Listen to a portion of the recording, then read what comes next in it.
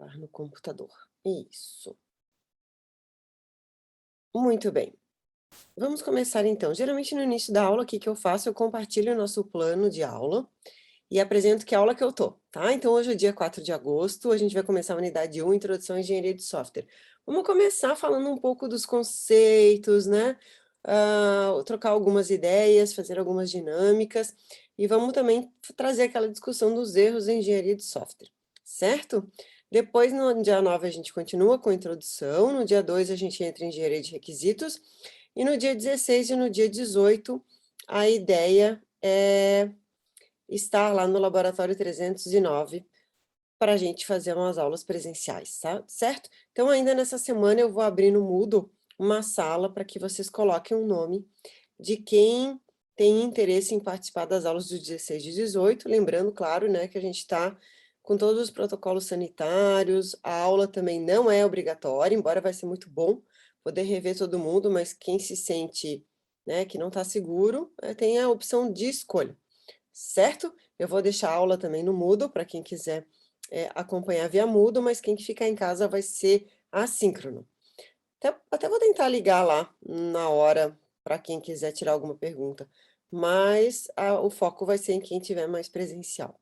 Certo? Vou abrir então daí no Moodle uma opção para escolher quem gostaria de participar. Depois a gente continua desenvolvendo o trabalho e a gente trabalha na unidade 2 aí de requisitos, né? E seguimos o nosso planejamento. Então, unidade 1, hoje a gente começa agora. Vamos lá então. Quem tiver alguma dúvida, por favor, fique bem à vontade para perguntar. Ok? Bom dia, Franciele, tudo bem? Tá chegando agora? Tudo certo? Bom dia, tudo bem? Bom dia, se tiver alguma dúvida, eu estou à disposição. Certo. Então, vamos lá, vamos começar a aula. Tá? Introdução à Engenharia de Software. A gente vai trabalhar um pouco de conceitos e princípios de engenharia de software, um histórico de engenharia de software, perguntas e respostas, e os erros de programação que eu pedi para vocês levantarem na aula passada. Então, vamos lá. Eu trouxe uma imagem para vocês, olha só que interessante. Notícias muito antigas, né? Eu só não tenho exatamente a data desse texto, mas ele é É o melhor celular, senhora. Tu teve um desse, tu tá entregando a tua idade, hein? É, Hein, Rafael? Então, olha só, eu acredito, tu tem uma ideia desse ano, Rafael? Esse ano que lançaram esse Nokia, eu acho que foi o quê? 95, olha, não lembro. 95, 96? É por aí. Por aí, né? Eu acho que eu já tinha Marcela na época, mas a minha filha era pequenininha nessa época. Mas esse celular é indestrutível, pode jogar de cima de um prédio que ele não estraga. É bem isso, ó. A Gabriela também disse que teve um, ó, nos anos 2000. Mas ele foi lançado, deixa eu pensar aqui, eu até me lembro que eu fui roubada uma vez, eu estava numa festa com meu marido, e aquelas coisas, né, de entrar na boate e não querer levar a bolsa, eu escondi a bolsa embaixo do carro, embaixo do banco do carro, e o carro foi, eles assaltaram o carro, roubaram o pneu, e aí acharam a bolsa, e aí foi-se o meu primeiro celular, e ele era exatamente esse Nokia, e daí depois meu marido comprou um para mim, na época a gente era só namorados, mas eu me lembro, acho que foi por aí, faz tempo, faz tempo. Mas vamos dar uma olhada nessas imagens aí, ó. Nokia lança celular que envia mensagem de texto para outro celular. Parece bruxaria. Não, imagina, né? Naquela época era uma coisa assim fora do comum. Eu me lembro quando eu recebi a primeira ligação com o nome de uma amiga minha no painel, no mostrador ali, né? Ligando, porque, né? Não tinha muito esses identificadores de chamada, né? Eu me lembro ainda que no telefone fixo, para indicar a chamada, tu tinha que pagar uma taxa extra. Aí tu podia identificar a chamada. E naquela época eu nem tinha telefone fixo em casa, né? Porque era muito caro ter telefone fixo, né? O telefone fixo, até provavelmente vocês nem sabem, mas ele era um negócio. As pessoas compravam a linha telefônica e alugavam o telefone fixo. Então, tinha muita gente que tinha 5, 6, 10 telefones fixos e locavam esse telefone fixo como uma forma de renda, né? E tinha, inclusive, as ações daquele telefone fixo. E eu me lembro que, na época que eu morava lá em Santa Catarina, eu acho que foi a Telesc, que era Centrais Telefônicas de Santa Catarina, abriu daí um lote para quem quisesse comprar telefone fixo. Daí eu me candidatei, né? Eu já morava sozinha nessa época. Aí eu me candidatei, coloquei meu nome, fui chamada e pude comprar a linha telefônica, né? Mas era uma fortuna. Eu acho que hoje, assim, era em torno tipo de 10 mil reais tu pagava para ter uma linha telefônica fixa em casa, tá? Olha como as coisas mudam, né? Hoje eu não tenho mais linha telefônica em casa. A gente devolveu, porque todo mundo tem celular, os filhos têm celular, a empregada tem celular, todo mundo tem celular, então tu quer falar com a pessoa, tu liga direto no celular, né? Tu não liga mais pro telefone fixo em casa. Então hoje eu já não tenho mais telefone fixo, ou seja, a gente tem aí uma mudança muito grande, né, em termos a nível de tecnologia e tudo mais. Olha ali que interessante aquela mensagem, ó. Especialista alerta: quem não tem curso de datilografia ficará de fora do mercado de trabalho. Quando eu estava fazendo a federal na computação, lá em Santa Catarina, abriu um concurso para o Banco do Brasil. E eu me lembro até que eu não me inscrevi, mas algumas amigas minhas se inscreveram, e a segunda etapa da prova era um curso de datilografia. Então, era muito comum nos concursos públicos tu ter curso de datilografia durante uma fase do concurso, né? E aí o pessoal tirava o curso de datilografia, né? Não sei se vocês têm conhecimento disso também, né? Alguém aqui fez um curso de datilografia? Não, professora, esse aí eu não cheguei a fazer, mas meu pai fez, eu lembro. Ele me Ah, tu contou. lembra? Não, é isso aí mesmo, ó. Bom, vamos lá. E esse aqui, ó, IBGE fala, até o final do ano, em cada 50 mil casas, uma terá acesso à internet, né? Então, foi ele bem naquele início da internet, né? E nesse ponto, a gente está muito bem, né? Graças a Deus, assim, o acesso à internet está muito fácil, né? Tá num custo bom, a maioria do pessoal tem já um pacote de dados no seu celular, então esse acesso está muito fácil. O Lucas colocou ali, compactar uma música. Sim, imagina, aprenda a compactar uma música para caber em 3 disquetes. Uma música em 3 disquetes, né? Era isso mesmo. Quando eu comecei a computação, a gente ainda usava aqueles disquetes bem grandes. Esses aí eram um luxo, né?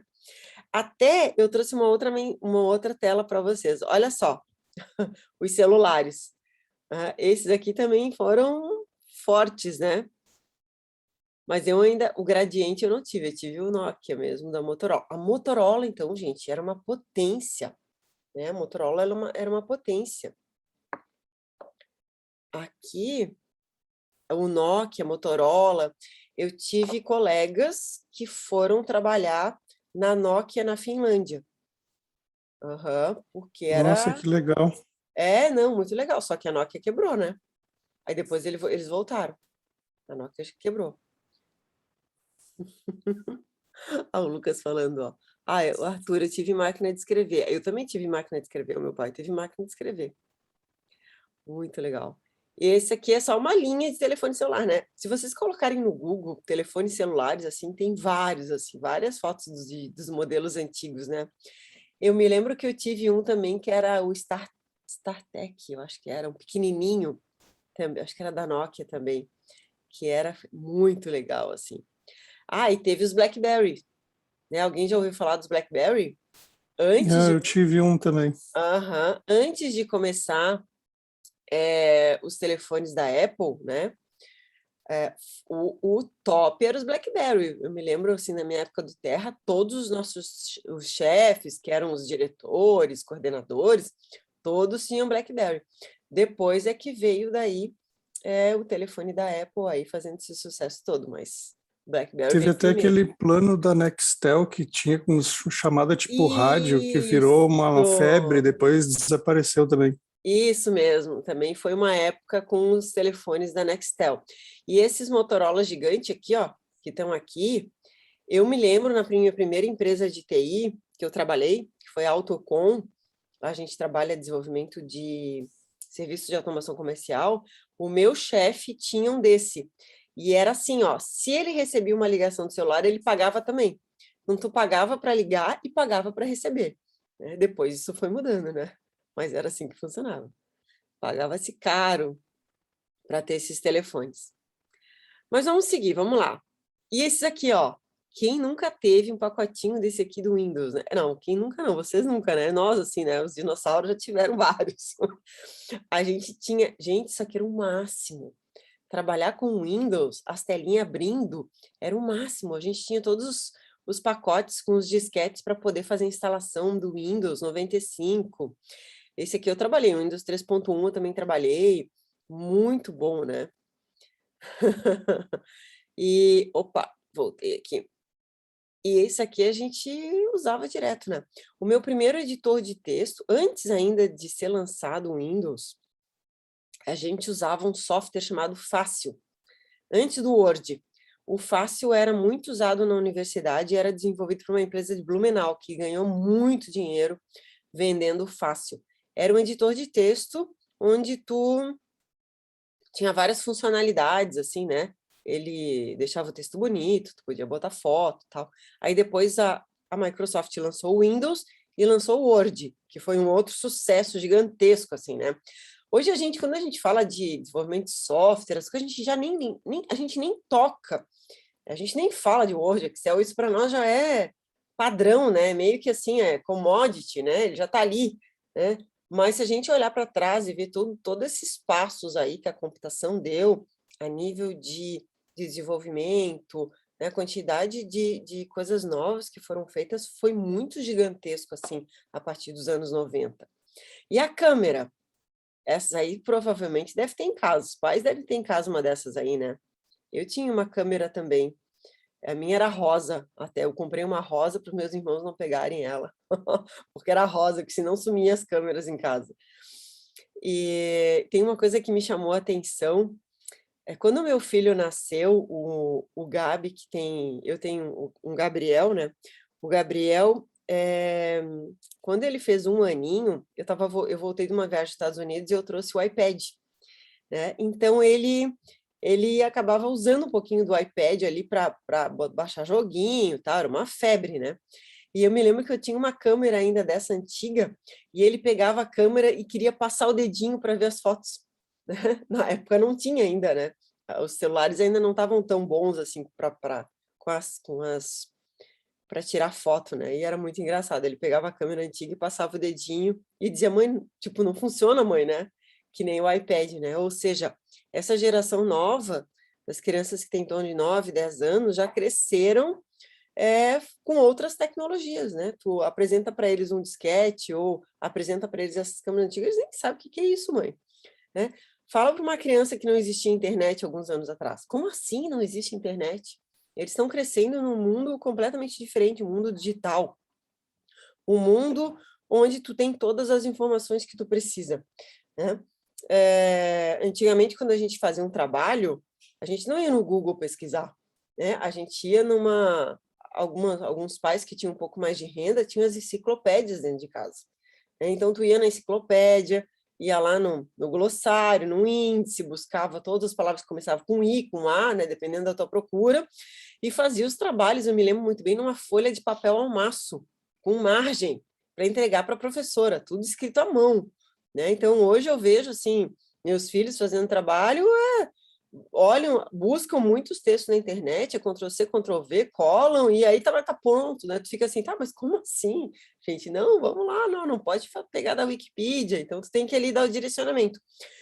Mas tudo mudou, e tudo mudou muito rápido, tá? Bom, o que eu queria fazer de pergunta para vocês? Vocês olhando essas imagens anteriores aí, do telefone, dos disquetes, né? Onde que vocês encontram engenharia de software? Onde que tem engenharia de software aqui? Tem? Alguém me ajuda? Na visão de vocês. Eles já existiam chips aí, né? Circuitos integrados, e Uhum. aí já entra, né? Isso mesmo, né? Então, a engenharia de software, ela está presente desde muito tempo, né? Numa escala muito menor, mas ela está presente. Então, por exemplo, no celular, o chip, a mensagem que chega, né? Quando tu vai mostrar a mensagem, tu tem que programar ali a parte da mensagem. Então, a engenharia de software, ela já existe há muito tempo, pessoal, né? E tudo que a gente tem hoje tem um pouco de engenharia de software, ok? Então, vamos lá. Vamos começar com algumas perguntas, tá? Para a gente ir respondendo. Pergunta para vocês, o que é um software? Alguém chuta? Pode chutar, não tem problema de errar, não. O que é um software? Ninguém? Deixa eu ver o bate-papo. Programa, solução. Ah, o Lucas está Um colaborando hoje. conjunto de instruções que roda numa máquina, né? Sistema, conjunto de instruções que rodam numa máquina. Vamos ver, então, o que é um software. Olha só. Software. Programas de computador e sua documentação associada. Acho que aqui muita gente diz, mas a documentação também é considerado software? Sim. Tá? Então, quando a gente faz lá, vai desenvolver um aplicativo e tu faz toda aquela documentação, né? Tu faz lá o levantamento dos requisitos, tu tem todos os teus fontes, tu tem os helps que tu coloca, o README, ou os diagramas da arquitetura, tudo isso, toda essa documentação, junto com o código, é considerado software, tá? E aqui, claro, né, podem ser desenvolvidos para um cliente específico ou para o mercado em geral. Na época que eu comecei a desenvolver software, a gente sempre tinha um cliente. Dificilmente tu desenvolvia para um mercado geral, né? O mercado geral era o cliente que tinha um nicho que ele iria atender. Mas hoje a gente tem aí desenvolvimento de software, muitos e muitos e muitos exemplos, né? Aí eu queria que cada um de vocês me desse um exemplo. Vamos lá, vou começar aqui. Arthur Ávila, um exemplo de software. Tá fácil, hein, gente? Vamos lá. Um exemplo de software. Manda, Arthur. O Google? Google. Aham. Outro Arthur Gil. Um exemplo de software. Um sistema operacional como Windows, Linux. Isso, exatamente, são softwares. Camila. Um exemplo de software. Algum aplicativo? Claro, Celular? todos os aplicativos. Dá exemplo de um. O Instagram? Instagram, programa de computador, software. Vamos lá, Franciele. Software de programação? Isso, um exemplo. Aí na página tem um monte ali, ó. Aí na tua tela tem embaixo ali, ó, vários ícones. Todos são programas de computador. Word, Excel? Isso, show de bola, é isso aí. Gabriel Vila. O próprio Zoom. O próprio Zoom. Gabriela. Nossa, eu ia dizer o próprio Zoom também, mas então vamos com o plano B aqui. O próprio Visual Studio Code que a gente usa para fazer software é um software. É um software, exatamente. É um software e ele tem um nome, a gente vai chegar nele. Lucas. Lucas Andriotti, tá por aí? O Lucas acho que tá sem microfone. Então tá, não tem problema. Coloca aqui para mim, Lucas, no chat. Discord, sim! Nossa, gente, Discord, eu tenho uma para contar para vocês que vocês não vão acreditar. Quando entrou a pandemia, todo mundo foi buscar programas novos de computador para ajudar, né? A gente já usava para desenvolver software lá, o Trello, né? Para apoiar nas questões de gestão de projeto, o Trello, tudo. A gente estava usando o Slack. E aí, um dia, o pessoal da Agis, que a gente estava desenvolvendo software ali, a equipe disse, não, professor, vamos usar o Slack, vamos usar o Discord. Tá, daí eu fui lá, baixei o Discord, eu nunca tinha usado o Discord, né? Aí o Gabriel, meu filho, chegou para mim um dia, olhou assim, eu tava mexendo no Discord, mãe, tu tá usando o Discord? Eu falei, tô, Gabriel, e tu também usa, Gabriel? Claro, né, mãe, eu uso para jogar com os meus amigos. Ou seja, eu peguei ele do meu lado, tá, Gabriel, então vem aqui e me explica o que que é o Discord, aí me diz quais são as funcionalidades. Então, ele me ensinou a usar o Discord com 11 anos de idade. Então, assim, é muito engraçado, né, porque tá tudo muito à disposição de todo mundo, a gente tem muitas opções, né, mas essa do Discord foi boa. Quem não falou ainda? Rafael. Um cliente de e-mail, Outlook. Sim, Outlook, tudo. O Lucas colocou aqui, no início foi meio estranho ver o Discord sendo utilizado para coisas sem ser jogos. Eu acredito que sim, né? Porque o Discord, ele era um software exclusivo dos jogadores, né? De Play, né? De outros jogos. E aí, de repente, hoje a gente tem lá, eu acho que até o curso, não sei se o curso de CC tem um Discord, mas o curso de S já Tem, tinha um agora Discord. eles criaram. Então é bem engraçado, assim, né? Porque é uma ferramenta que era de jogos e agora está sendo usada para um outro tipo de comunicação. E o importante é que funciona, né? Mas é bem isso mesmo, né? Agora todo mundo está usando. Muito bem, então a gente já sabe o que é software, né? E o que... e olha aqui o que eu trouxe para vocês. Olha a quantidade de empresa que desenvolve software. Quais que vocês conhecem aí? Alguma aí que... Claro que eu acredito que algumas dessas aí já tenho até fechado, né? Porque a coisa é tão rápida. SAP, quem mais? Tem várias aí. HP, Red Hat, HP IBM. HP, Toshiba. Que mais, pessoal, que vocês conhecem?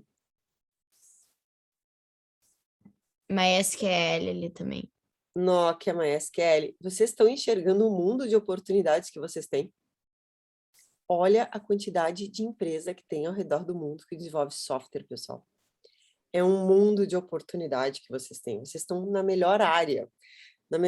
Tem assim, ó, e muitos desafios novos que a gente tem. Muitos desafios. Muitas oportunidades de estágio, muitas oportunidades de emprego, muitas oportunidades de criar sua própria empresa. Então, a gente vive aqui um mundo de oportunidades. A Gabi colocou BlackBerry, Siemens, isso mesmo. A gente tem aí uma série de empresas grandes, Google aqui também, né? O Lucas colocou. Gigantes, Intel. Tem várias que eu nem conheço, tá? Várias que eu nem conheço. MySQL. Tem muita empresa, muita empresa. Ok, vamos para a próxima pergunta. O que é engenharia de software agora? Tem que ter essa pergunta, né? É a nossa disciplina. O que é isso? Quem chuta? Ninguém? Coloque. Todo o processo de criação dos programas, dos sistemas. Bingo! Isso aí, é todo o processo de criação de sistemas. Vamos lá, então. Trazendo aqui a resposta de alguns autores, tá? O que é engenharia de software? Conforme o Somerville, ele é o cara da engenharia de software, tá? É um dos autores que a gente mais respeita. Quem é da área de engenharia de software, por exemplo, eu sou da área de engenharia de software, eu gosto de vários autores, Somerville, Pressman, mas o Somerville, ele é muito bom e ele tem muita coisa atualizada, ele está sempre olhando para o mercado, né? O último livro dele é fantástico. Então, vamos lá. Na visão do Somerville, ele fala o seguinte: engenharia de software é uma disciplina de engenharia relacionada com todos os aspectos da produção de software, desde a especificação até a manutenção. O que isso quer dizer? Quer dizer que engenharia de software não é só codar, tá? Então, essa é a primeira coisa que vocês têm que tirar da cabeça. Eu vou fazer software, sai codando. Não, a gente não sai fazendo software codificando direto, porque a gente tem uma grande chance de dar errado, né? Porque a gente tem que entender qual é o nosso público, para quem que a gente vai desenvolver. Então, isso envolve desde a parte da engenharia de requisitos, até a parte da própria gestão do projeto, custo desse projeto, né? Até a sua produção a nível de desenvolvimento, e depois a entrega, a implantação, a manutenção, né, a documentação de apoio. Então, a gente tem uma série aí de aspectos, uma série de atividades, como essas que estão ali, ó, o desenvolvimento do software, o gerenciamento do projeto, as ferramentas, que foi que a própria Gabriela falou, né, da ferramenta de apoio a desenvolver outros softwares, métodos, as teorias que apoiam a produção de software, tudo isso faz parte da engenharia de software. E essa aqui é a visão de Somerville. Vamos ver agora a visão da Macro, que ela fala o seguinte, ó, engenharia de software é o estabelecimento e o uso de bons princípios de engenharia e boas práticas de gerenciamento, além da evolução de ferramentas e métodos para o uso apropriado, a fim de obter, dentro dos limites existentes, um software de alta qualidade. Ninguém quer desenvolver software de baixa qualidade, né? E aqui eu vou dar ênfase na questão das boas práticas de gerenciamento, certo? Como vocês vão ter muitas disciplinas de programação, né? A gente não vai programar aqui nessa disciplina, né? Então, o que eu vou ensinar para vocês? Esses princípios e essas práticas de gestão. A gente vai ter uma unidade muito forte, a unidade 2, que é de engenharia de requisitos, para que vocês realmente possam entender a importância de se documentar esses requisitos, coletar esses requisitos, e depois uma parte muito forte da gestão do projeto, para que vocês justamente entendam que engenharia de software não é só desenvolver. Ah, agora eu vou fazer um joguinho. Abre o código e sai fazendo joguinho. Não é bem assim que a coisa funciona, tá? Então, esse vai ser o nosso grande objetivo aqui na disciplina. Muito bem, ó, Pressman, um autor que eu gosto muito também. Engenharia de software pode ser definida pelo estabelecimento e uso de sólidos princípios da engenharia. Vejam que todos eles falam isso, né, nas questões da engenharia, para que se possa obter economicamente um software que seja confiável e que funcione eficientemente em máquinas reais, né? Ou seja, você vai lá, desenvolve software que não pendura, consegue acessar o banco de forma rápida, né? Então, essa aqui é a visão do Pressman. E alguém sabe de onde veio esse termo engenharia de software? De onde que ele nasceu? Onde tudo começou?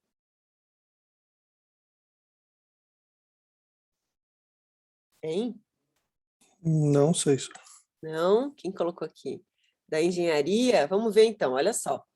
Da onde que veio esse termo engenharia de software? Ó? Ele nasceu numa conferência, na verdade ele tornou-se conhecido, né, numa conferência em 1968, quando as dificuldades e armadilhas de projetar sistemas complexos foram discutidas francamente. Eu tirei aí do livro, né? A partir daí, a busca de soluções começou. Então, pensa assim, ó, lá em 1968, já se tinha dificuldade para desenvolver sistemas, né? E naquela época, a gente tinha grandes computadores, né? A gente não tinha personal computer, a gente não tinha PC, né? A gente não tinha celular para ser desenvolvido, aplicativo. Então, naquela época, os sistemas eram complexos para serem desenvolvidos. Só que a gente ainda continua, muitas vezes, com os mesmos problemas, né? Muitas vezes a gente não consegue desenvolver um sistema que realmente atenda o cliente. Mas vamos lá, aqui está toda a origem, ó. Isso aqui é uma foto desse encontro em 1968, onde esses especialistas se reuniram na Alemanha para discutir problemas de desenvolvimento de software, né?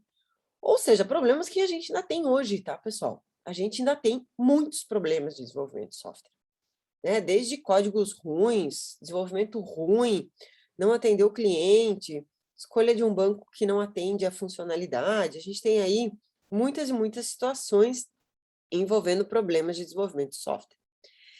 E aqui eu trouxe para vocês o que é relatado de problemas da época.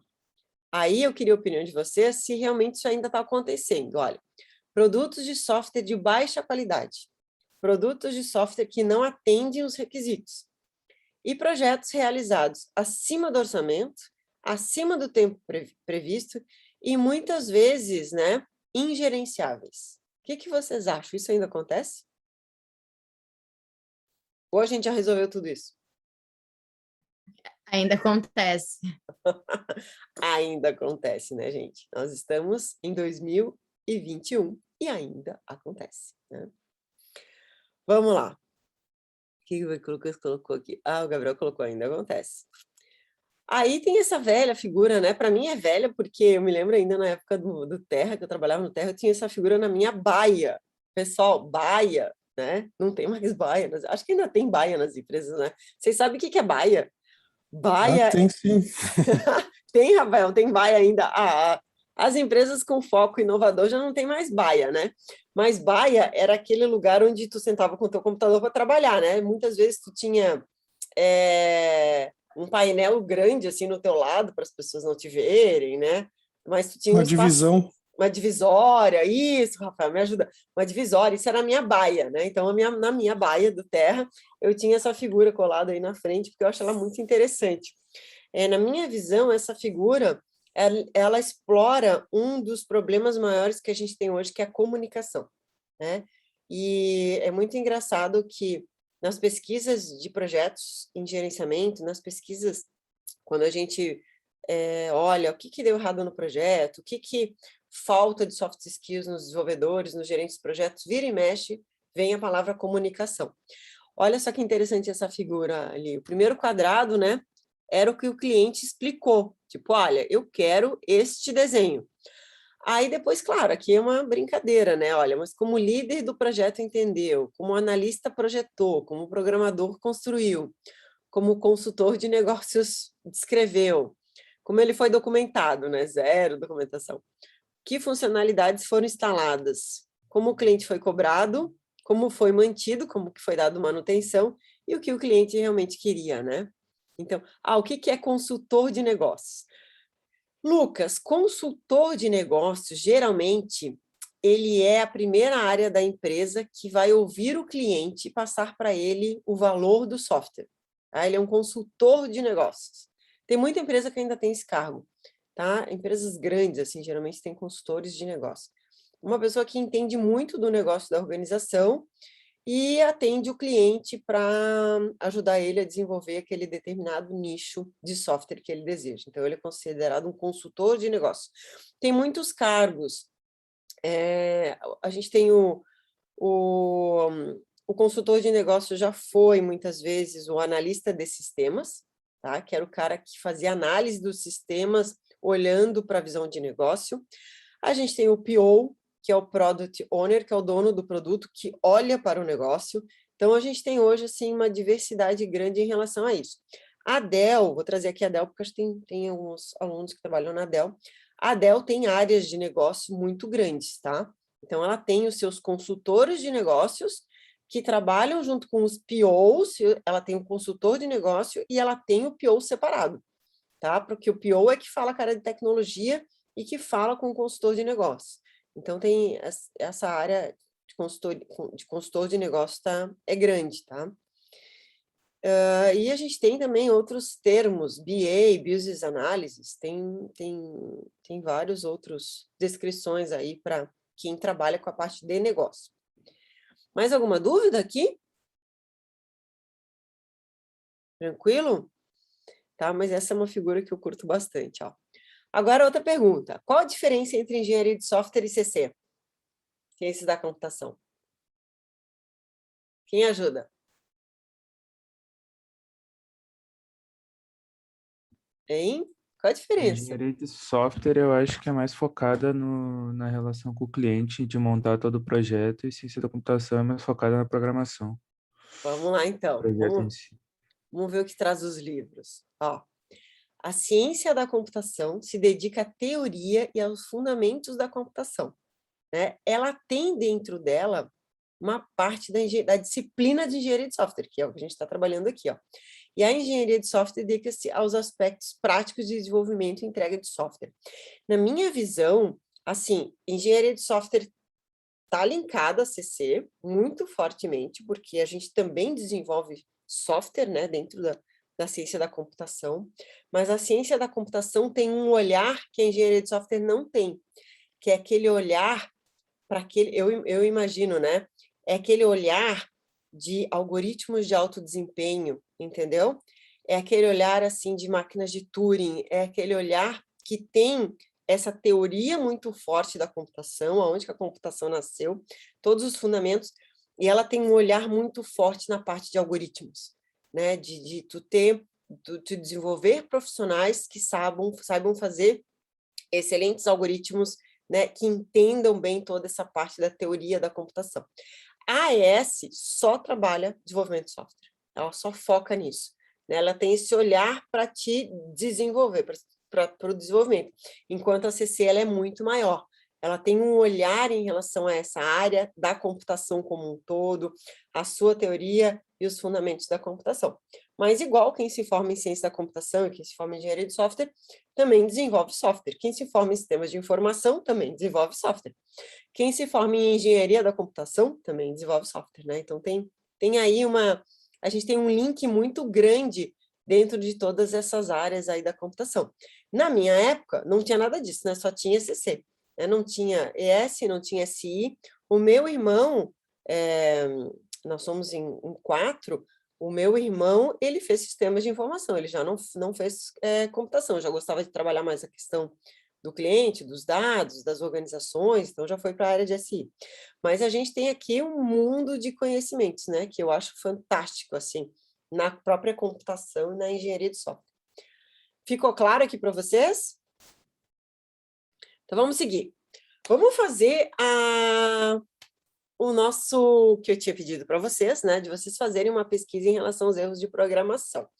Então, o que eu fiz? Eu fiz um docs no Google, onde eu quero que vocês abram o que vocês pesquisaram e colhem lá dentro, tá? Então, eu vou interromper aqui a gravação, vou colocar aqui no nosso bate-papo o link, um pouquinho, e quero que vocês editem esse link e coloquem lá, ó, ver se vocês conseguem acessar aí, os erros de programação.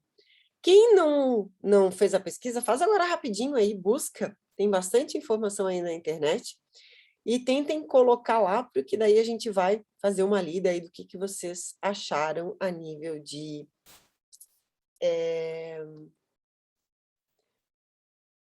que vocês acharam a nível de erros de programação. Todo mundo está conseguindo acessar lá?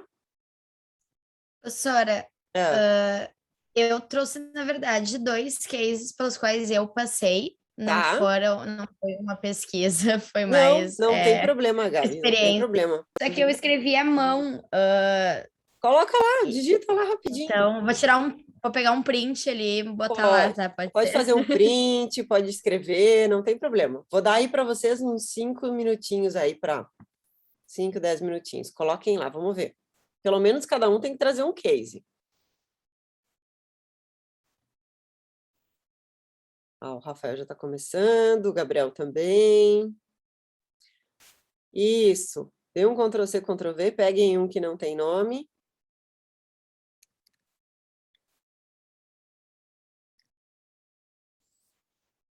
Ó, coloquei mais alguns ali. Somos em 8.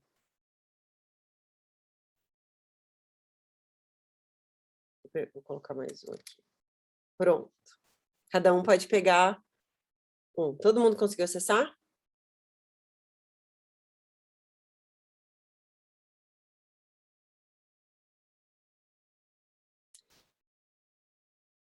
Não tem problema, Gabriel, ali. Pode ser uma pesquisa mais geral, não tem problema. Aqui a proposta é a gente discutir.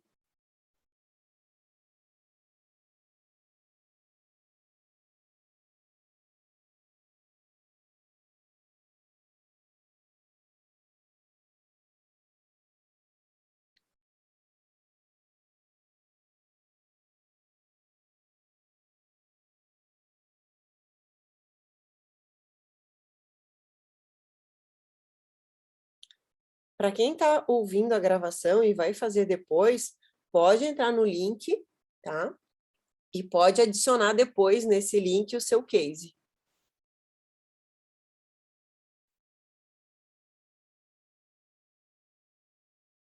Vamos lá, tem 2 alunos que nem começaram. É mais fácil dar É mais fácil, né, Gabriela? Bater uma foto e subir, né?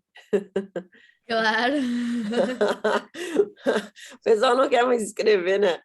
A gente vai lá, escreve no quadro, aí o aluno vai lá e tira um print no celular, para ver mais fácil. Novos tempos. Vamos lá, Camila, Franciele, estão conseguindo? Acessaram ali? Estão conseguindo colocar? A Camila tá. Franciele, você tá perdida?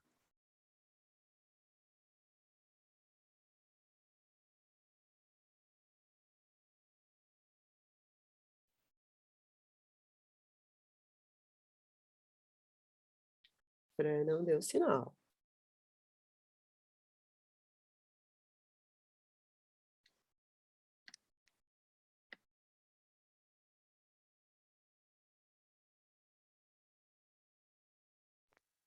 Sora, eu não tô conseguindo usar direito ali o link pelo celular, tá meio ruim, mas eu Ah. tenho o PDF do que eu fiz. Eu posso mandar onde? Não, Pode me então. mandar, Arthur, se quiser, daí eu colo ali o texto. Tá, Ah, pode então. ser pelo chat? Pode? Não sei se dá pra mandar PDF pelo chat, na verdade. Acho que dá. Dá Tá, também. vou mandar. Aham, pode ser. Obrigada, Gabi. Capaz.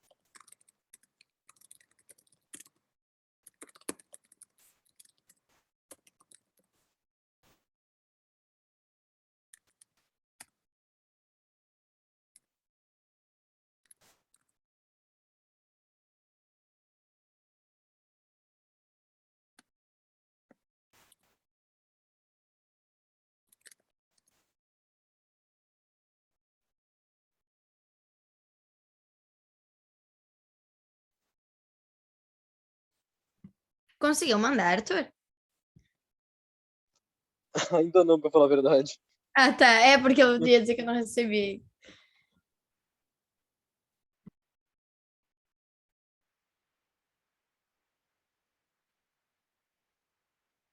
Mas, Arthur, qualquer coisa, eu libero aqui o compartilhamento da tela. Se tu conseguir compartilhar, tu apresenta pra gente. Não tem problema. Bem tranquilo. Eu acho que no celular fica um pouco ruim daí, de Ah, tu tá no apresentar. celular. Tá, tu tá no No celular. celular Tá eu acho que eu não bom. tô conseguindo enviar também o arquivo pelo Zoom. Não, pelo celular tá complicado. Daí acho que fica um pouquinho mais difícil. Consegue mandar por e-mail? Eu posso mandar talvez o link que eu usei pra pesquisar. Tu Não sei subiu no se é Moodle? Tu verdade. subiu no Moodle? Sim, subi no Moodle. Ah, então tá. Então, peraí que eu vou abrir o Moodle aqui, eu pego o Subi no PDF. Moodle o PDF. Tá, não, beleza. Eu vou entrar no Moodle aqui e eu baixo o PDF e já coloco ali, peraí. Ah, tá bom, obrigado.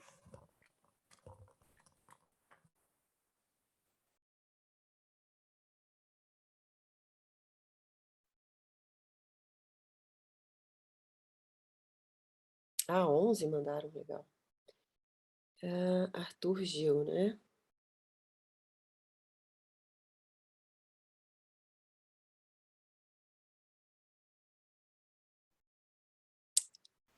Ah, do Ariane. Uhum.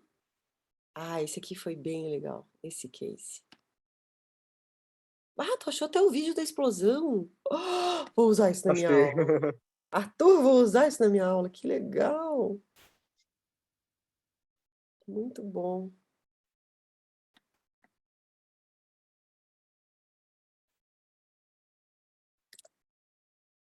Tá, só não vou puxar foto. Mas que merecia, merecia. Tava legal essa foto. Deixa eu ver se eu consigo copiar. Não, não consigo copiar a imagem. Arthur. Tá, já consegui colocar lá para ti. Como é que Obrigado, vocês senhor. estão aí? Todo mundo conseguiu terminar? Matheus chegou há pouco. Matheus, tá perdido?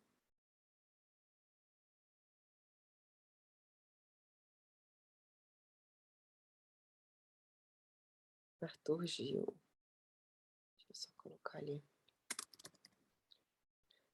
Arthur, Matheus, que chegou agora, tá me ouvindo, Matheus?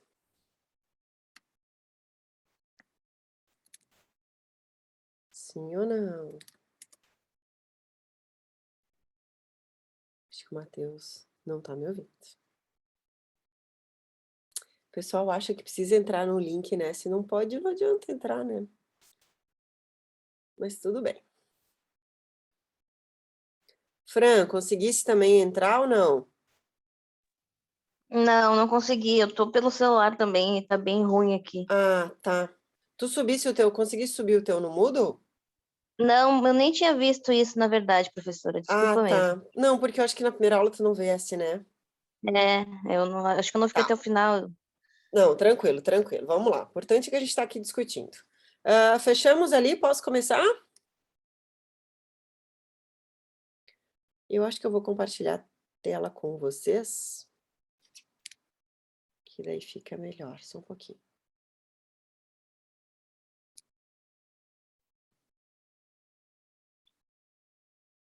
Muito bem. Agora sim. Então, vamos identificar os erros de programação que vocês levantaram. Não vou colocar em modo apresentação. Tá todo mundo vendo aqui minha tela? Sim. Ciência. Então, vamos lá. Rafael Dias, quer falar um pouco para a gente desses erros de semântica que tu achasse? Sim, professora, na verdade esse é um case pessoal, não é nenhum case histórico, Ah, não mas tem é um erro de programação, né? E Uhum, ele é relativamente bem simples de resolver, mas o que me chamou a atenção é quando tu tenta abrir um arquivo, né, e ele não consegue localizar o programa, o compilador, ele não entende, né? Ele uhum, aceita, ele entende que o programa está certo, que o código, só que, na verdade, tem essa falha. E o que mais me chama a atenção é a diferença de tu trabalhar com leitura de arquivo em linguagens de programação, por exemplo, que a gente aprende aqui na PUC, que eu mais tive contato, que é Java e Python, a diferença que é de uma para outra. E em uhum. Python, em uma linha, tu consegue ler um arquivo, uma linha de código, e em Java, às vezes, precisa de 10 linhas para fazer a mesma coisa. Uhum, entendi. Alguém quer comentar?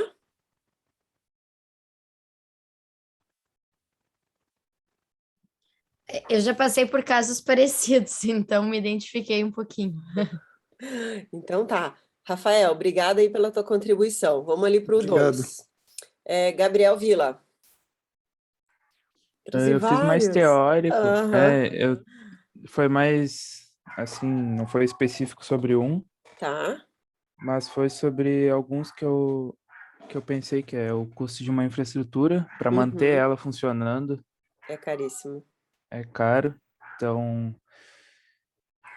tem a manutenção do sistema, que muitas vezes o sistema, que tem muitas aí que estão ligadas, por exemplo, a manutenção do sistema, muitas vezes o sistema precisa ser feita uma manutenção, porque ou ele foi mal feito, ou precisa ser renovado, e isso está relacionado também com o prazo de entrega e com a qualidade versus velocidade, que muitas Uhum, vezes os clientes pedem prazos curtos para um sistema que não é tão fácil de fazer.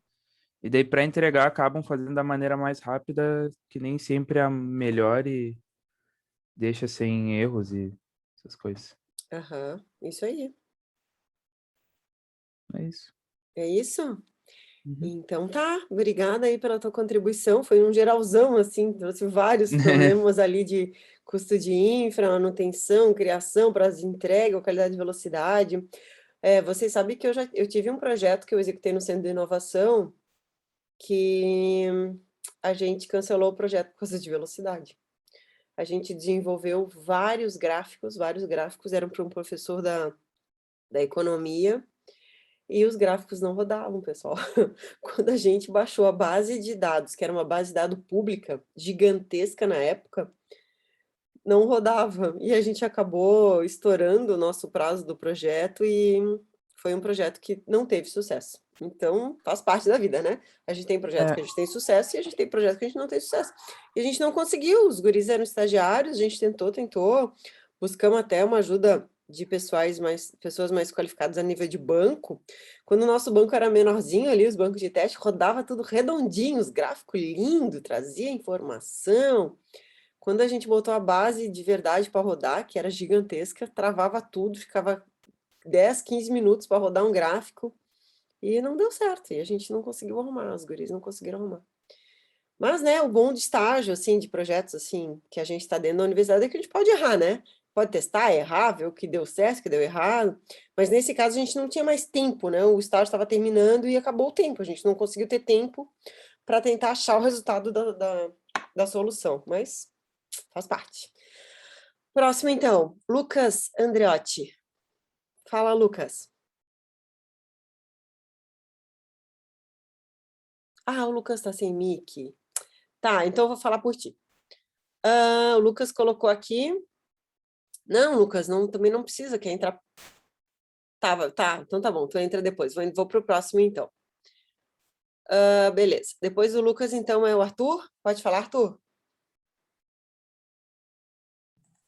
Oi, posso? Conheço esse case, bem legal. Eu peguei no site lá. Tranquilo, Gratidão. tranquilo. Eu também tenho ele na Ah, aula. então, foi um caso que quase da Terceira Guerra Mundial por causa dos Uhum. leitores logéticos que leram errado, né? Teve um bug lá ao detectar reflexos solares como se fossem falsos mísseis dos Estados Unidos.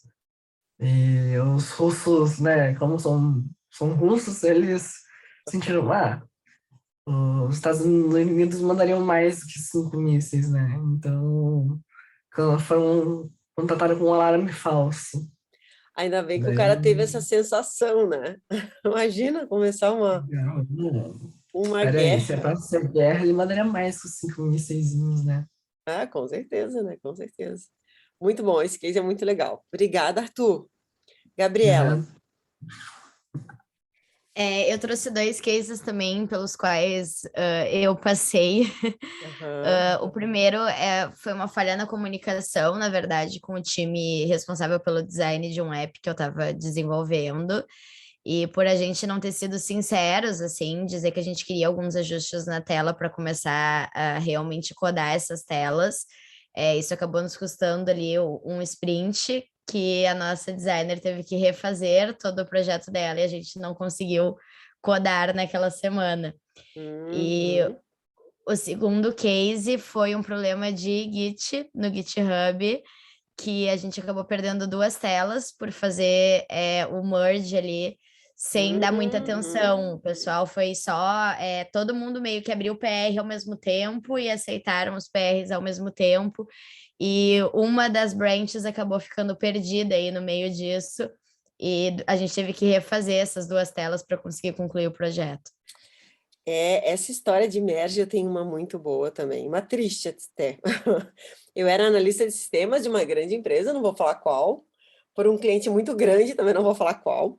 Só que era o seguinte, ó, tinha uma funcionalidade dentro do sistema que se, por exemplo, dentro da casa do cliente, estivesse na hora da instalação, ele tivesse usando X artefatos, por exemplo, assim, ó, a Gabi vai morar num apartamento novo, tá?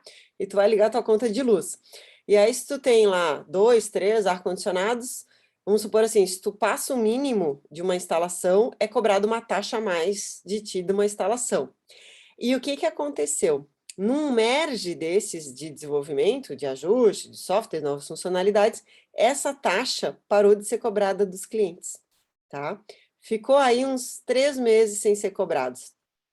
E aí eles me chamaram, eu fui chamada, eu me lembro que eu era analista responsável, e eu fui chamada dizendo, olha, está acontecendo isso, está deixando de cobrar, né? Não tinha sido por causa de uma funcionalidade que o meu time tinha feito, mas a gente foi atrás, e a gente descobriu que na hora de fazer o merge, por algum motivo da funcionalidade nova, né, daquela tela, com o que tinha, essa parte foi tirada da cobrança dessa taxa.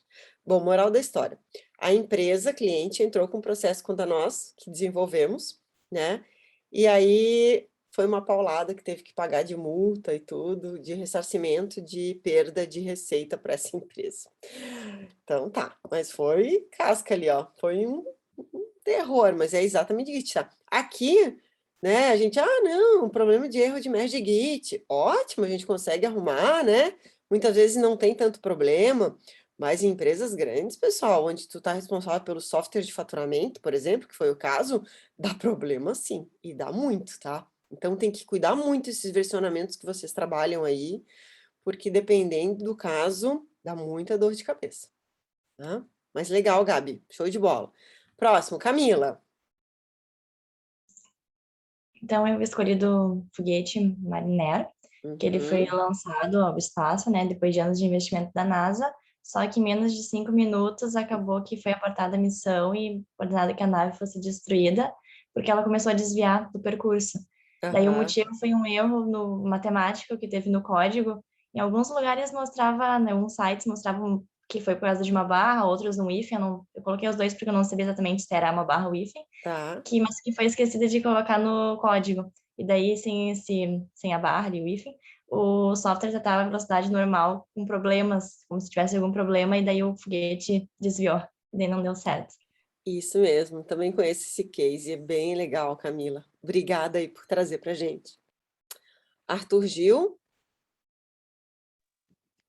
Então eu trouxe do Ariane 5, né? Que foi um foguete lançado na costa da Guiana Francesa em 96. E o problema, na verdade, eu não entendo direito essa parte, mas foi a energia do produto, que era uma densidade de energia magnética em 2 polos magnéticos. Na verdade, era um valor guardado numa variável de originalmente 64 bits de float. E o programa acabou colocando esse valor em uma variável inteira de 16 bits. E então, quando o foguete começou a ganhar velocidade, ultrapassou o limite da variável 16 bits e explodiu depois de uns tempos de voo. 37 segundos, para falar bem a verdade. Exatamente. E explodiu, né? Foi-se. E Né? Olha, explodiu. olha o investimento tudo aí, ó, 370 milhões de dólares rasgadinho em 5 minutos. 4 anos de estudo. 4 anos de estudo. É isso aí, pessoal. Projetos aí que não deram certo, né?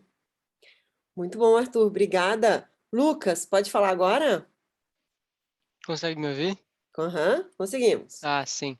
Então, eu trouxe esse caso da sonda da sonda de Marte, né? Ela foi enviada em 1998 e em Uhum. 1999, como ela estava toda hora entrando e saindo da órbita de Marte, o sistema de unidades que ela utilizava era o sistema métrico e o sistema que a estação utilizava era o sistema inglês de pés, libras e tudo mais. Aham. E a NASA tentou implementar, ela sabia dessa diferença e implementou uma rotina de conversão.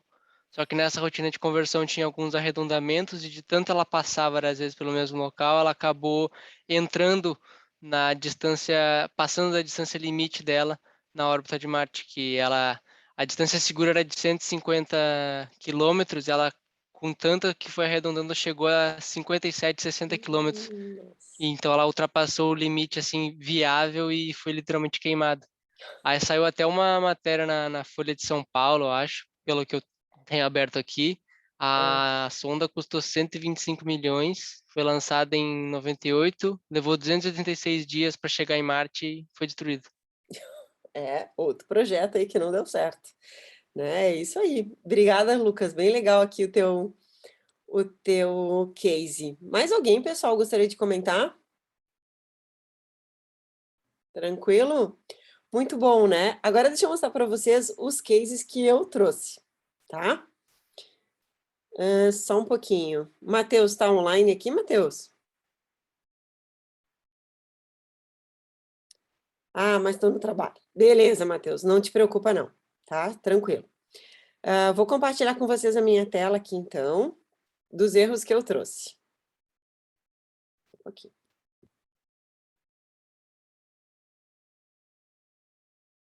Ó, eu trouxe para vocês 8 erros de programação. Alguns vocês já falaram, tá? Mas vamos lá. Item 1. Hertford Coliseu desmorona. Isso foi em 1978. Ele teve um custo de 70 milhões de dólares, tá? Além de outros danos de 20 milhões para a economia local, porque ele era um grande coliseu, assim, né? É como se fosse, assim, como se fosse um gigantinho junto com shoppings, entendeu? Ele era um lugar onde se jogava e também era shopping. Aí, olha ali, ó, poucas horas depois de milhares de fãs deixarem o Coliseu Hertford, o teto de treliça de aço desabou sob o peso da neve molhada, né? Ao contrário, né, lá tem neve o tempo inteiro. A causa: o programador de software CAD, utilizado para projetar o Coliseu, incorretamente assumiu que o suporte do telhado de aço enfrentaria apenas compressão natural. Mas quando um dos suportes inesperadamente recebeu um bloco de neve, este desencadeou uma reação em cadeia que derrubou o telhado e outras seções como dominós. Tá? Então, esse caso, assim, o pessoal deu muita sorte, porque já não tinha mais ninguém no Coliseu. O Coliseu meio que estava fechado, então não teve vítimas, nada. Mas se tivesse no meio do jogo, muita gente ia morrer. Tá? Então, foi muito comentado na época, né? Esse caso do Coliseu. Acho que até tem um vídeo, se der tempo eu passo para vocês. Case número 2, é um sistema de vigilância, esse que foi trazido por vocês, ó. O sistema de alerta soviético falsamente indicou que os Estados Unidos tinham lançado 5 mísseis balísticos. Felizmente, o oficial de serviço soviético teve a sensação de que os Estados Unidos estavam realmente, se eles estivessem realmente atacando, eles mandariam mais de 5. E a causa também um bug no software soviético, esse já foi comentado. Muito bom. Terceiro, esse aqui, ó, a gente tem uma questão muito séria quando a gente desenvolve software para a saúde, né, pessoal? A gente não pode errar. Pensa assim, ó, softwares para laboratórios. Tu pegar um exame teu, né, a partir de um software que a gente desenvolve para esses laboratórios grandes, tipo Weiman, laboratório da Unimed, e aí, no resultado do exame está errado. A gente arredondou errado. Pensa o que pode acontecer, né? Então, quando a gente trabalha com a área da saúde, o cuidado tem que ser muito maior. Então, aqui, ó, radiações do Terac 25, 1985, ó, custo, 3 mortos e 3 seriamente feridos. O desastre, a máquina de radiação canadense Terac 25 irradiou doses letais em pacientes. Qual foi a causa? Um bug sutil chamado de condição de corrida. Um técnico acidentalmente configurou o Terac 25 de modo que o feixe de elétrons seria um fogo de alta potência. Tá? Então, a gente tem que, olha só, cuidado. Isso me preocupa muito, assim, né, se você trabalha com uma empresa que faz desenvolvimento de software para a área de saúde, o cuidado tem que ser, assim, 1 milhão de vezes maior, né? Nós temos, né, a gente está nas nossas mãos, muitas vezes, a vida de umas pessoas, né? Imagina tu dar um resultado errado de um exame, né, ou acontecer isso de máquinas, né? Tudo é software, né, pessoal? 4, linhas da TIT morrem. Isso foi em...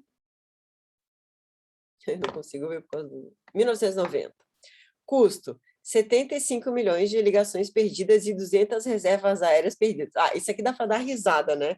Claro que se eu estivesse no aeroporto eu ia chorar muito, né? Mas esse aqui tá engraçado. Olha o que aconteceu. Um switch dos 114 centros de switches da TIT sofreu um problema mecânico que fez com que todo o seu centro fosse desligado. Pensa, né? Quando o centro voltou ativa, enviou uma mensagem para todos os outros, o que causou o desligamento dos outros centros, que deixou a empresa parada por 9 horas. Qual foi a causa? Uma única linha de código em uma atualização de software implementada para acelerar chamadas causou um efeito cascata que desligou toda a rede. Vocês já tiveram uma experiência de chegar no aeroporto e o sistema não está funcionando? Alguém aqui já teve essa experiência? Eu vou para o aeroporto pegar um voo, e aí tu chega e o check-in não está funcionando. Está tudo fora. Alguém já passou por isso? Não? Em aeroporto, não, Sora. Mas já passei várias vezes em lojas, o sistema não tá funcionando, o posto de gasolina tem que ficar esperando numa fila para sempre, assim, até conseguirem fazer tudo funcionar de novo. Isso, ó, Gabriela, isso quando tu tá numa loja, quando tá não sei o quê, beleza. Agora pensa assim, ó, tu tá numa fila de aeroporto, e aí tem um voo para sair no horário, e aí tá tudo parado, cara. Eu vivi isso uma vez no aeroporto de São Paulo, eu tava voltando de um voo internacional de 24 horas, e o aeroporto de São Paulo tava com tudo fora. E aí eu acho que era a TAM que eu tava pegando, e era tudo manual. Gente, eles tinham que preencher os documentos com caneta, despachar a bagagem com caneta, passageiro por passageiro. Olha, a minha vontade era chorar. Sabe assim, quando tu tá cansada, morta, e aquilo não funciona, né? E aí a minha sorte foi que, como eu cheguei do voo internacional muito cedo, eu já fui direto fazer o check-in. Eu fiquei 2 horas na fila do check-in. Isso que eu era uma das primeiras, assim, entendeu? Então, assim, ó, terrível, o voo atrasou horrores, assim. Então, assim, a gente é muito ligado com a tecnologia. Se a gente fica sem internet, se a gente fica sem sistema, é um caos na vida da gente nos dias de hoje, né? Pode, se vocês pensarem um pouquinho assim, é um caos, né?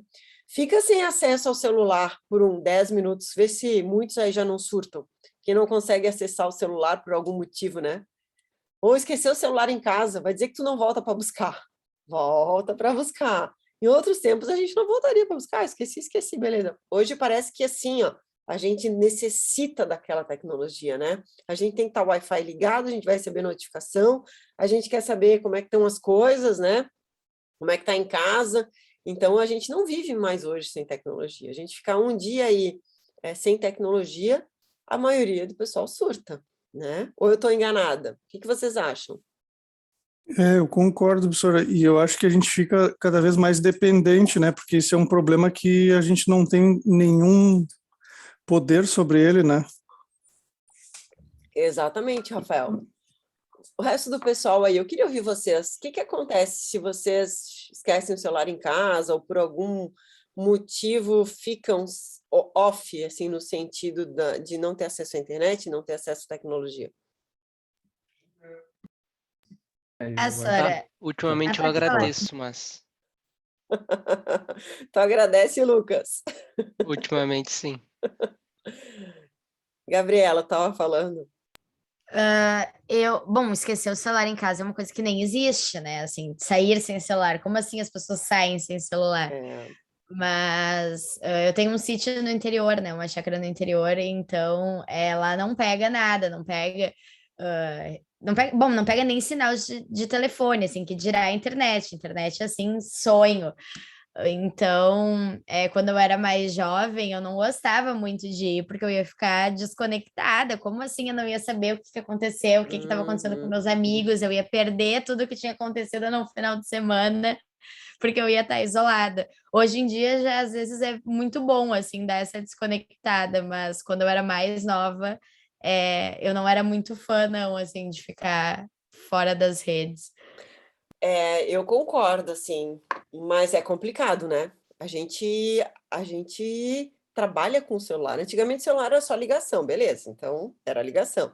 Aí, com as coisas, como as coisas foram se atualizando, né? E a tecnologia foi chegando, novos celulares, novas funcionalidades. Hoje o nosso celular é tudo. O nosso celular é e-mail, é banco, né? Tu paga até pelo celular, dependendo da funcionalidade que tu tem, tu pode pagar pelo celular, pode pagar pelo telefone, pelo relógio, né? Então a gente está muito amarrado, tudo é o celular, né? É a localização dos filhos, é o GPS, se eu quero chegar em algum lugar é o Waze, eu preciso falar com as pessoas é o WhatsApp, eu preciso pagar a conta no banco é o celular, a gente já não vai mais no banco, tudo é o celular, os bancos são digitais, Nubank, então hoje tudo é o celular, então parece que quando tu sai sem o celular, porque tu esqueceu, ou tu achou que estava na bolsa e não estava, dá um estado de pânico, né? Jesus, cadê o celular? Não veio, deixei em casa. Será que tá em casa? Será que não tá? E aí bate aquele desespero. E quando roubam o celular? Vocês já pensaram nisso, né? Provavelmente algum de vocês já passou por isso. E rouba o celular. Olha o estrago que faz na vida da gente. Porque daí tu tem que entrar em contato com tudo, tu tem que desconectar, tu tem que tentar zerar o celular antes que os caras usem o teu celular. É um estresse, né? Então, eu também às vezes fico pensando assim, até que ponto isso não faz mal pra gente. Eu tenho um projeto na Agis, que eu acho que eu não entrou ainda, mas é uma startup onde eles têm um software que ajuda a te mostrar quanto tempo tu fica no celular e a importância de tu largar um pouco o celular durante o dia, sabe? Então, a gente já tem pessoas estudando, né, o que isso reflete na nossa saúde. Eu tenho situações, assim, às vezes, né, eu tô aqui com vocês 8 da manhã, mas às vezes eu dou aula até 7 da noite, então eu fico das 8 às 7, trabalhando, né, preparando as aulas, dando as aulas, tudo. Às vezes chega 9 da noite, eu juro pra vocês, pessoal, eu tenho vontade de pegar meu celular e jogar longe, assim, ó. Porque daí, às vezes, vem demandas de aluno que precisam de ajuda e a gente não para, a gente não para, a gente não para, tem uma hora, assim, que tá, chega, agora chega, assim. Então, a tecnologia nos ajuda em muitos pontos, mas a gente tem que saber frear, né? E me preocupa muito essa nova geração das crianças que estão crescendo nesse mundo totalmente digital, né? O quanto isso é bom e o quanto isso é ruim, né? Mas eu não tenho essa resposta hoje, né? A gente vai ter que administrar isso aí muito, muito bem. Mas vamos seguir, vamos seguir. Item 5, mísseis Patriot, 1991. Aqui também, ó, durante a Primeira Guerra do Golfo, foi instalado um sistema americano de mísseis Patriot para defender as tropas aliadas e os civis israelenses dos mísseis Scud iraquianos. Um erro de arredondamento na versão inicial do software de gestão desses mísseis levou o que o sistema calculasse incorretamente o tempo de reação, ignorando muito dos seus alvos. Como resultado, uma bateria de mísseis na Arábia Saudita falha a intercepção de um Scud iraquiano e do ataque resultou uma base americana totalmente destruída, 28 mortos e feridos, ferimentos em mais de 100 pessoas, né? Isso aqui é parte da guerra, né? Tudo muito triste.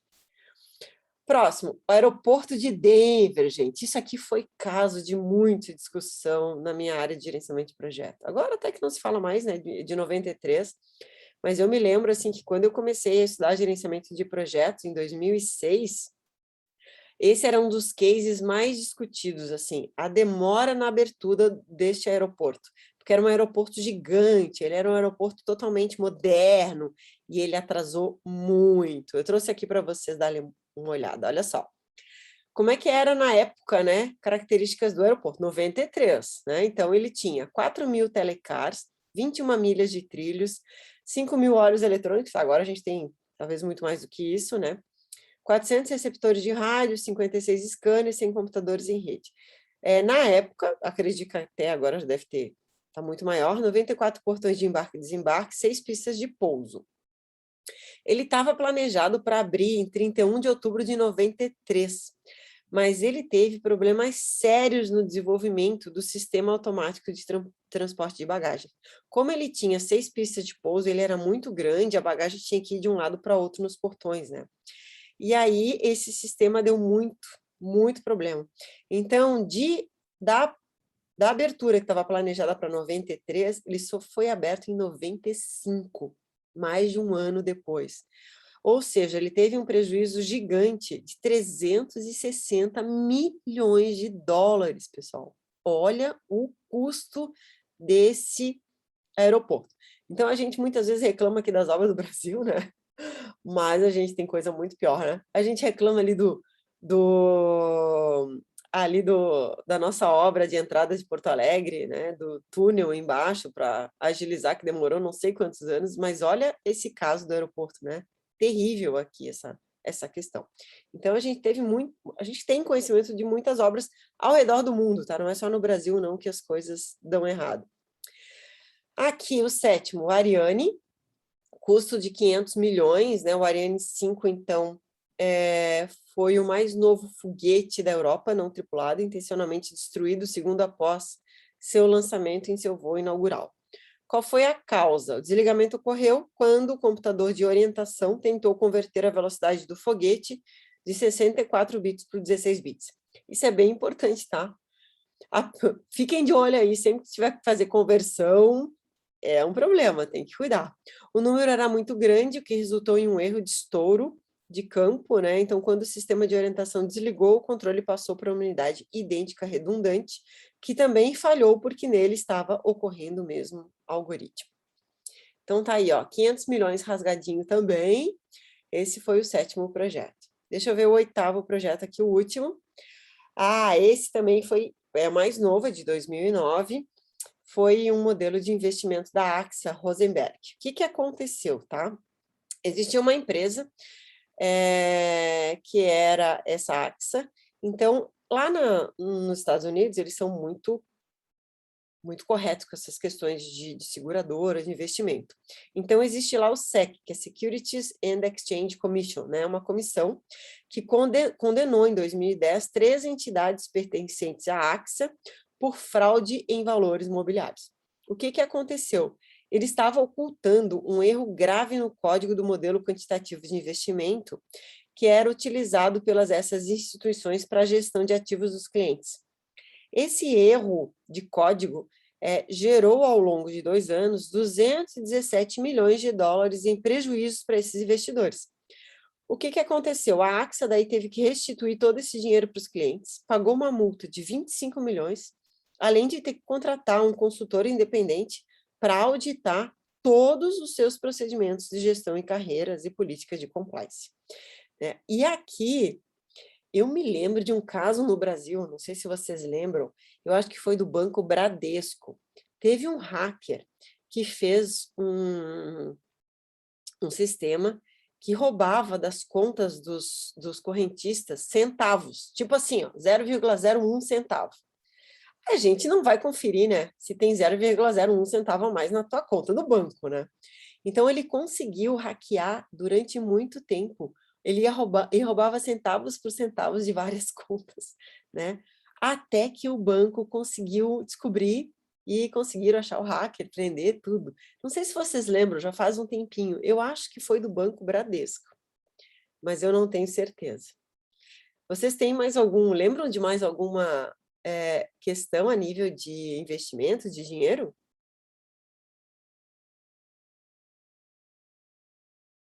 Não? Eu me lembro desse caso do Bradesco, aí que foi um que chegou a passar nos jornais, tudo. Bom, eu trouxe agora aqui o link do YouTube para a gente ver do Coliseu, tá? Espera aí. Eu vou interromper para ver se eu consigo passar esse vídeo para vocês. Só um minutinho.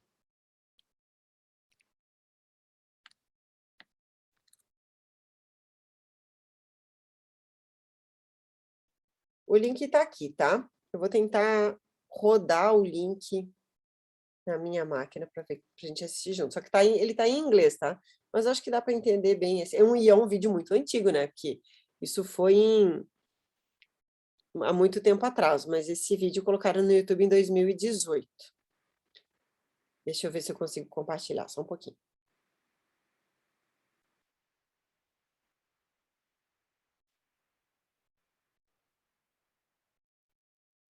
Me avisem se vocês não estiverem ouvindo, tá? Eu só vou interromper o compartilhamento, mas o link tá na aula, tá, pessoal? Eu só vou tirar da gravação, porque às vezes o YouTube não deixa tu subir aula quando tu tem vídeo junto, tá? Então eu vou parar aqui a gravação.